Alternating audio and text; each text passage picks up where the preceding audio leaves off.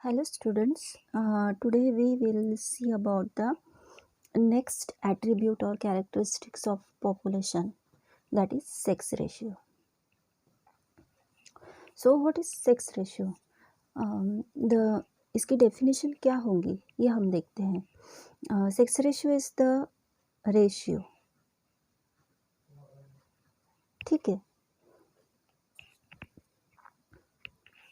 तो एक रेशियो है of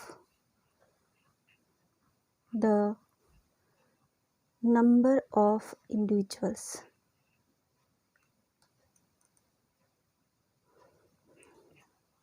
of one sex, for example male, ठीक है, to that of the other sex. यहाँ पे हम बोलेंगे से कहेंगे फीमेल, ठीक है ना. तो जो नंबर ऑफ इंडिविजुअल्स है पॉपुलेशन में उसमें मेल भी होते हैं फीमेल्स भी होते हैं. तो one sex that is male and other sex female, तो इन दोनों का रेशियो मतलब सेक्स रेशियो, ठीक है, समझ में आ गया. तो मेल फीमेल रेशियो जो होता है ना that is 1:1. The male female in ratio of 1:1. अगर 1:1 रेशियो अगर होता है मेल फीमेल का तो it is the most common evolutionary stable strategy. तो इसे हम ESS बोलेंगे, मतलब इवोल्यूशनरी स्टेबल स्ट्रेटेजी. मतलब जो रेशियो होगा वो 50-50% होगा. That denotes the evolutionary stable strategy, means it is related to evolution, ठीक है. अभी हमें देखना है कि जो रेशियो है दिस सेक्स रेशियो ये किससे अफेक्ट होता है. It is affected by birth, immigration, death, emigration, ठीक है. तो इन चार चीज़ों से सेक्स रेशियो अफेक्टेड होता है. बर्थ, अगर किसी का बर्थ होता है तो एक ऐड हो जाता है, किसी की डेथ होती है तो एक रिमूव हो जाता है. वैसे इमिग्रेशन मतलब क्या होगा, तो इमिग्रेशन के बारे में हमें आगे देखना है, लेकिन मैं यहाँ पे थोड़ा सा बता देती हूँ कि इमिग्रेशन मतलब कि कोई इंडिविजुअल अगर अपना खुद का हैबिटेट हमेशा के लिए छोड़कर दूसरे हैबिटेट में सॉरी उल्टा हो गया. अगर कोई इंडिविजुअल किसी दूसरे हैबिटेट से हमारे हैबिटेट में हमेशा के लिए आ जाता है तो एक इंडिविजुअल यहाँ पे बढ़ जाएगा, ठीक है ना, ऐड हो जाएगा. तो एडिशन इसे बोल सकते हैं. और इमिग्रेशन का मतलब होता है कि हमारे हैबिटेट से दूसरे हैबिटेट में अगर कोई व्यक्ति हमेशा के लिए चला जाए और वहाँ पे जाके रहने लगे तो उसे कहते हैं एमिग्रेशन. तो ये चार चीज़ें अफेक्ट करती है सेक्स रेशियो को, ठीक है. तो नेक्स्ट एट्रीब्यूट है age distribution and age pyramid. तो सबसे पहले हम देखेंगे एज डिस्ट्रीब्यूशन. तो एज का जो डिस्ट्रीब्यूशन है ना पॉपुलेशन में वो अलग अलग होता है. मतलब a population composed of individuals of different ages. तो अलग अलग एजेस से इंडिविजुअल्स होते हैं, डिफरेंट एजेस, ठीक है. So entire population is divided into 3 age groups. तो यहाँ पे हम लोग देखेंगे 3 एज ग्रुप्स कौन से हैं.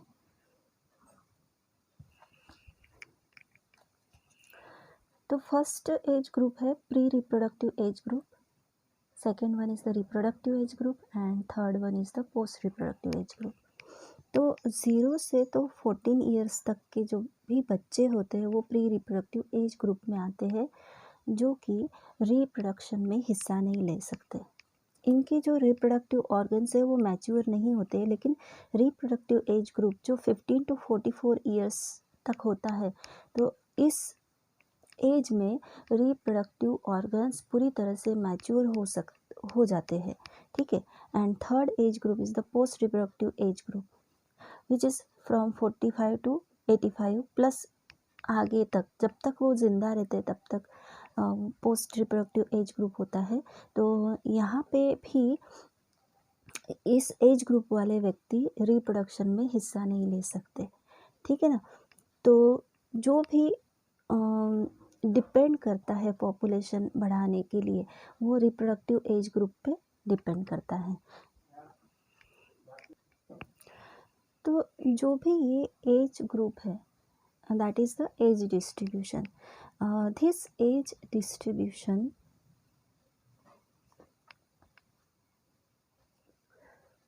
plotted for the population. मतलब अगर इस एज डिस्ट्रीब्यूशन का हम एक ग्राफ प्लॉट करते हैं पॉपुलेशन के लिए, तो जो स्ट्रक्चर मिलता है, द रिजल्टिंग स्ट्रक्चर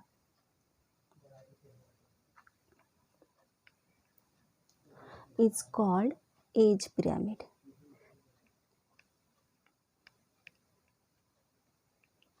ठीक है ना, तो इससे बोलेंगे हम एज पिरामिड. मतलब जो जो डिफरेंट एज ग्रुप्स है ना, अगर इस एज डिस्ट्रीब्यूशन का हम एक ग्राफ प्लॉट करते हैं तो पॉपुलेशन के लिए, तो जो स्ट्रक्चर मिलेगा ना उसे एज पिरामिड बोलेंगे हम. और ये जो एज डिस्ट्रीब्यूशन होता है ना, it is dependent upon the percent individuals of a given age और एज ग्रुप. मतलब कितने परसेंट इंडिविजुअल्स कौन से एज ग्रुप से हैं, प्री रिप्रोडक्टिव से है, पोस्ट रिप्रोडक्टिव से है या रिप्रोडक्टिव से है, तो इनका परसेंटेज से हम एक ग्राफ प्लॉट कर सकते हैं पॉपुलेशन के लिए, और जो स्ट्रक्चर मिलता है उसे एज पिरामिड बोलते हैं. ठीक है ना. तो देखिए यहाँ पे मैंने कुछ डायग्राम ड्रॉ किए. These are the age pyramids. एक जो डायग्राम है रैपिड ग्रोथ की, इसमें क्या दिखाई दे रहा है, PR means post reproductive, reproductive and pre reproductive. तो यहाँ पे जो रिप्रोडक्टिव एज ग्रुप है उससे ज़्यादा प्री रिप्रोडक्टिव एज ग्रुप दिखाई दे रहा है. मतलब क्या है, पॉपुलेशन बढ़ रही है. तो ये रैपिड ग्रोथ में आ गया. स्लो ग्रोथ में क्या होता है कि इंडिविजुअल्स जो रिप्रोडक्टिव एज ग्रुप इंडिविजुअल्स से प्री रिप्रोडक्टिव एज ग्रुप्स जो जन्म लेते हैं वो बहुत कम है, रेट बहुत कम है ना. तो that is the slow growth. और यहाँ पे क्या हो रहा है कि जो पोस्ट रिप्रोडक्टिव एज ग्रुप के लोग हैं वो ज़्यादा है, उनसे कम रिप्रोडक्टिव एज ग्रुप के, और उनसे भी कम प्री रिप्रोडक्टिव एज ग्रुप के. मतलब यहाँ पे रिप्रोडक्शन रेट जो है बहुत ही कम हो गया है. तो इसे कहेंगे हम डिक्लाइनिंग पॉपुलेशन पिरामिड. तो इस टाइप से ये एज पिरामिड होते हैं. ठीक है ना. तो इस डायग्राम में आप देख सकते हैं, देखिए रैपिड ग्रोथ जो केनिया नाइजीरिया में दिखाई दे रही है. यहाँ पे क्या दिखाई दे रहा है, देखिए post reproductive age group, reproductive age group और प्री रिप्रोडक्टिव एज ग्रुप. तो यहाँ पे प्री रिप्रोडक्टिव एज ग्रुप मतलब बच्चों का पॉपुलेशन बहुत ज़्यादा है. सो ग्रोथ कैसी दिखाई दे रही है, रैपिड. यहाँ पे देखिए स्लो ग्रोथ है ना. जितना रिप्रोडक्टिव एज ग्रुप है उतना ही प्री रिप्रोडक्टिव एज ग्रुप दिख रहा है. मतलब बहुत ज़्यादा यहाँ पे पॉपुलेशन नहीं बढ़ रही है, जो which is in United states, Australia. ठीक है. और ज़ीरो ग्रोथ में क्या होता है कि मतलब जितना प्री रिप्रोडक्टिव एज ग्रुप है उतना ही रिप्रोडक्टिव एज ग्रुप है. जितने पॉपुलेशन रिप्रोडक्टिव एज ग्रुप की उतनी ही प्री रिप्रोडक्टिव एज ग्रुप की भी है. मतलब सेम पॉपुलेशन. सो यहाँ पे ज़ीरो ग्रोथ दिखाई देती है ना. मतलब पॉपुलेशन यहाँ पे बढ़ नहीं रही है, स्टेडी रह रही है, स्टेबल. ठीक है. तो ज़ीरो ग्रोथ. डेनमार्क और इटली में ये दिखाई देता है. And last one is the negative growth जो जर्मनी और हंगरी में दिखाई देती है. तो निगेटिव ग्रोथ में क्या है कि जो पोस्ट रिप्रोडक्टिव एज ग्रुप वाले बहुत ज़्यादा है, उनसे कम रिप्रोडक्टिव एज ग्रुप वाले, और उनसे भी कम है प्री रिप्रोडक्टिव एज ग्रुप वाले, मतलब यहाँ पे पॉपुलेशन रिड्यूस्ड हो रही है, सो निगेटिव ग्रोथ जो जर्मनी और हंगरी में दिखाई देती है। तो these are the age pyramids, ठीक है, विच शोज डिफरेंट कंट्रीज, अलग अलग कंट्रीज में अलग अलग जो ग्रोथ हो रही है पॉपुलेशन की, तो वो यहाँ पे दिखाई दिए, ठीक है। तो नेक्स्ट एट्रीब्यूट है population size. This population size is more technically called population density. इसे ही हम क्या बोलेंगे, पॉपुलेशन डेंसिटी कहेंगे, ठीक है। And this population density is designated as N, N से डिनोट किया जाता है इसे। अगर पॉपुलेशन ह्यूज है, बहुत ज़्यादा है, ठीक है, और यहाँ पे काउंटिंग इम्पॉसिबल हो रहा है, मतलब हम लोग काउंटिंग नहीं कर पा रहे हैं, काउंटिंग इज़ इम्पॉसिबल, ठीक है। साथ ही ये काउंटिंग टाइम कंज्यूमिंग है, it is very time consuming. तो यहाँ पे क्या करना चाहिए, तो जो इकोलॉजिकल इन्वेस्टिगेशंस है ना, इन्वेस्टिगेशंस मतलब एग्जामिनेशन, तो जो इकोलॉजिकल इन्वेस्टिगेशंस होते हैं ना, तो उन्हें एब्सोल्यूट पॉपुलेशन डेंसिटी की कोई ज़रूरत नहीं, there is no need of absolute population densities. तो ये जो एब्सोल्यूट पॉपुलेशन डेंसिटी है, इसकी कोई ज़रूरत नहीं पड़ती है। वो काम कौन कर देता है, relative population density serve this purpose. This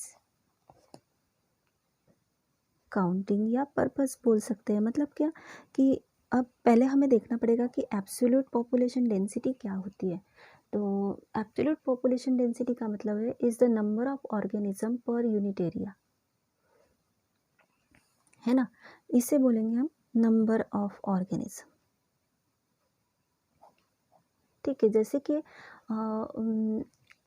dear की अगर डेंसिटी हमें निकालनी है, तो नंबर 4 है, 4 डियर पर स्क्वायर किलोमीटर, है ना, पर स्क्वायर किलोमीटर में 4 डियर रहते हैं।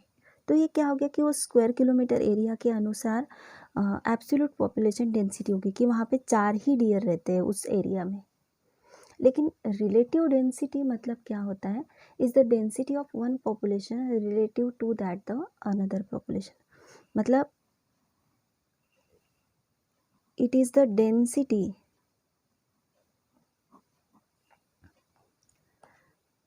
वन पॉपुलेशन, मतलब यहाँ पे 4 है 5 है ऐसा कुछ गिना नहीं जाएगा, मतलब बल्क में कितने हैं दूसरे पॉपुलेशन से ज़्यादा, ठीक है ना। जैसे कि हम लोग बोल सकते हैं कि लॉयन 100 है और डियर 150 है, मतलब ये क्या हो गया, बल्क पॉपुलेशन हो गया, मतलब दूसरे पॉपुलेशन से अगर हम लोग कंपेयर करते हैं तो that is the relative population density, है ना। तो यहाँ पे नंबर काउंट करने की ज़रूरत नहीं पड़ेगी, ठीक है ना। पॉपुलेशन बहुत ज़्यादा है तो नंबर काउंट कैसे करेंगे हम लोग, तो वहाँ पे क्या करना पड़ेगा कि कंपैरिजन करना पड़ेगा, हाँ यहाँ पे इतने हैं, इस एरिया में इतने हैं, उतने हैं। तो पॉपुलेशन साइज या पॉपुलेशन डेंसिटी अगर काउंट करनी है तो वहाँ पे एब्सोल्यूट डेंसिटी की कोई ज़रूरत नहीं होती है, वहाँ पे रिलेटिव पॉपुलेशन डेंसिटी से ही काम चल जाता है। इसका एक एग्जांपल हम देख सकते हैं कि for example number of birds या फिर नंबर ऑफ इंसेक्ट्स बोल सकते हैं, नंबर ऑफ इंसेक्ट्स। कॉट पर ट्रैप, मतलब अगर हमने एक ट्रैप लगा दिया तो उस ट्रैप में एक समय में कितने इंसेक्ट ट्रैप होते हैं या फिर कितने बर्ड्स ट्रैप होते हैं। तो this is good enough to measure their total population density. तो ये ही गुड मेजर है, it is the good major.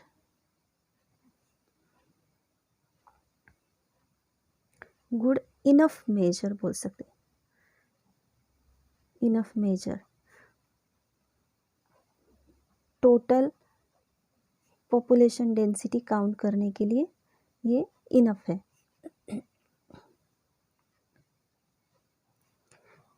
ठीक है ना, मतलब एक ट्रैप में कितने बर्ड्स आ गए या कितने इंसेक्ट आ गए, है ना। यहाँ पे हमने ऐसे काउंट नहीं किया 1 2 3 4 वगैरह, ऐसा काउंट नहीं किया। मतलब कितने आ गए हैं, एक समय में कितने कॉट होते, तो उस पे से अंदाज़ा लगा सकते हैं कि यहाँ पे अगर 3 4 ही अगर उसमें समझो हमने अगर फिशिंग के लिए हम जाते हैं और फिशिंग करते समय हर ट्रैप में, हर नेट में कितने फिशेस कैच किए जाते हैं। सपोज़ वहाँ पे बहुत ज़्यादा अगर फिशेस है तो उस ट्रैप में, उस नेट में बहुत ज़्यादा फिशेस पकड़ी जाएंगी। अगर वहाँ पे 10-12 ही फिशेस है तो क्या हो सकता, सिर्फ एक आध या बिल्कुल भी पकड़ी नहीं जाएंगी, है ना। समझ में आ गया ना कि बहुत ज़्यादा अगर पॉपुलेशन है तो बहुत ज़्यादा फिशेस पकड़ी जाती है, और अगर नहीं है तो 1 या 2 पकड़ी जाएंगी। तो इस पे से हम अंदाज़ा लगा सकते हैं कि 1 या 2 पकड़ी जा रही है तो फिशेस का पॉपुलेशन जो डेंसिटी है वो कम है। अगर बहुत ज़्यादा पकड़ी जाती है, 100 के करीब पकड़ी जाती है, तो हम बोल सकते हैं कि यहाँ का पॉपुलेशन 20 से 30 हज़ार फिशेस का हो सकता है ना। मतलब इस पे से कि एक ट्रैप में कितने पकड़े जाते हैं इसके ऊपर भी हम लोग टोटल पॉपुलेशन डेंसिटी निकाल सकते हैं।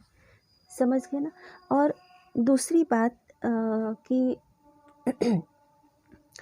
पॉपुलेशन का साइज़ हम इनडायरेक्टली भी काउंट कर सकते हैं विदाउट काउंटिंग देम और सीइंग देम, है ना। मतलब अगर हम लोगों को पॉपुलेशन काउंट करना है, पॉपुलेशन डेंसिटी निकालनी है, तो कोई ज़रूरत नहीं है उन एनिमल्स को काउंट करने की या उन्हें डायरेक्टली देखने की, है ना। विदाउट सीइंग देम हम लोग काउंट कर सकते हैं। तो कैसे कर सकते हैं? Without counting and without seeing. Population count कैसे कर सकते हैं? तो इसका एग्जांपल हम लोग टाइगर सेंसस का कर सकते हैं। टाइगर, तो नेशनल पार्क्स में जो टाइगर होते हैं, अगर इनका पॉपुलेशन काउंट करना है तो that is based on their पग मार्क्स। उनके पग मार्क्स ढूंढ के निकाले जा सकते हैं। पग मार्क्स यानी पैरों के जो चिन्ह होते हैं, उन पग मार्क्स पे से, और जो फीकल पैलेट होता है, it is a excretory product which is excreted by the tiger। तो फीकल पैलेट और उनके पग मार्क्स, ये दोनों को देखकर भी टाइगर का काउंटिंग किया जा सकता है। समझ में आ गया? ठीक है। Next attribute of population is population growth. तो इसमें क्या बोल सकते हैं हम लोग कि size of population for any species, किसी भी स्पीसीज का जो पॉपुलेशन का साइज है इज अ डायनामिक पैरामीटर। ये एक डायनामिक पैरामीटर, पैरामीटर मतलब मेजर, और डायनामिक का मीनिंग होता है इट कीप्स चेंजिंग। मतलब अगर किसी स्पीसीज का अगर पॉपुलेशन, मतलब किसी भी स्पीसीज का पॉपुलेशन एक डायनामिक पैरामीटर है, the size of population for any species is a dynamic parameter. Dynamic मतलब it keeps changing with time, predation, pressure and adverse weather, है ना। अगर एडवर्स वेदर है, मतलब एडवर्स वेदर मतलब जैसे कि अर्थक्वेक आ जाना या फिर सुनामी आ जाना है, तो ये और एडवर्स वेदर में ये भी बोल सकते हैं कि अचानक वेदर चेंज हो जाना जो हमारे लिए सूटेबल नहीं है, अलग अलग टाइप का प्रेशर हमारे हैबिटेट पे आना, प्रिडेशन, है ना। मतलब बहुत सारे ऐसे एनिमल्स होते हैं कि वो एक दूसरे को खाते हैं, तो प्रिडेशन, और टाइम के अनुसार पॉपुलेशन का साइज चेंज होता है, इसीलिए इसे डायनामिक पैरामीटर बोला जाता है। ठीक है, तो जो पॉपुलेशन की जो डेंसिटी है in a habitat during a given period, कोई भी पीरियड में हम बोल सकते हैं वो फ्लक्चुएट हो सकती है। फ्लक्चुएट होना मतलब चेंज होना due to the change in 4 basic processes. जो 4 बेसिक प्रोसेसेस है, ये 4 बेसिक प्रोसेसेस में अगर फ्लक्चुएशंस आते हैं तो पॉपुलेशन की डेंसिटी में भी चेंज आ सकता है। तो ये 4 बेसिक प्रोसेसेस है, new births, immigration, death and emigration. ठीक है, 4 बेसिक प्रोसेसेस इसे हम डिस्कस करेंगे। न्यू बर्थ्स या एमिग्रेशन, अगर किसी का जन्म होता है तो it increases the population density. ठीक है, ईजी है। Then deaths and emigration decreases in population density, इससे पॉपुलेशन डेंसिटी कम हो जाती है। अब एमिग्रेशन का मतलब क्या होता है? Immigration is the number of individual of same species that have come into the habitat। मतलब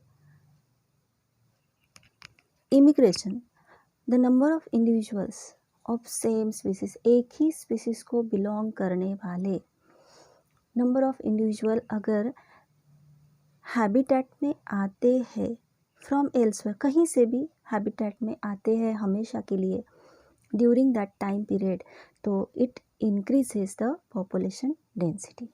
ठीक है, और इसका उल्टा एमिग्रेशन, एमिग्रेशन में क्या होता है कि the number of individuals of population left the habitat during the time period, उस टाइम पीरियड में अगर कोई इंडिविजुअल उस हैबिटेट को छोड़कर चला जाता है हमेशा के लिए, तो वहाँ पे पॉपुलेशन क्या होगी? कम हो जाएंगी, and that decreases in population density.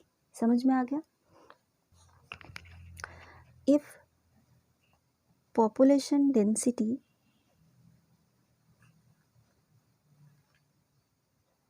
T को अगर हम n से डिनोट करते हैं, ठीक है, और population density at time t है, टाइम को डिनोट करेंगे हम t से, तो population density at time t denoted by n plus नहीं, t प्लस 1 से हम लोग डिनोट करेंगे during the time period. So population density को हम कैसे कैलकुलेट करेंगे? So population density is calculated as n t plus 1, मतलब population density during the time period. ठीक है, calculated by n t plus